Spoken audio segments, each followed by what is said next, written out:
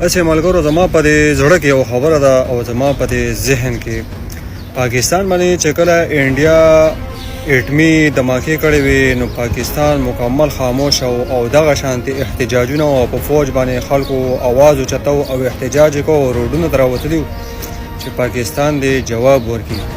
خو زما د زړه او زما د ذهن دا وایي که دا جنګ پرې شی او په حقیقت کې نو انډیا خو پاکستان ته دننه ننوتی او ډرون اټیک کړي او چې کوم دی په مزایلو باندې حملې کړي او ماشومان او جومات پکې شهید شوی.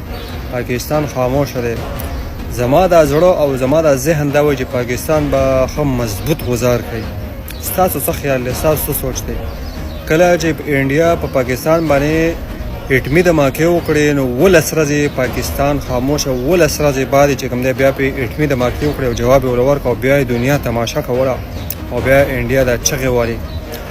نو زما هم دا زړه او دا ضمیر دا وایي چې انډیا چې پاکستان ته راننوتی او دماکې او ډرون حملې کړي نو پاکستان خاموش دی. دی به ښه مضبوط غزار کوي. پاکستان هم هر څومره بزدله شي که د IMF قرضدار او د امریکې غلام شي او انډیا باندې زورور دی. انډیا ته شکست نه مني. ستاسو څه خیال دی؟ په دې کمنټس کې خپله رایې راکړئ.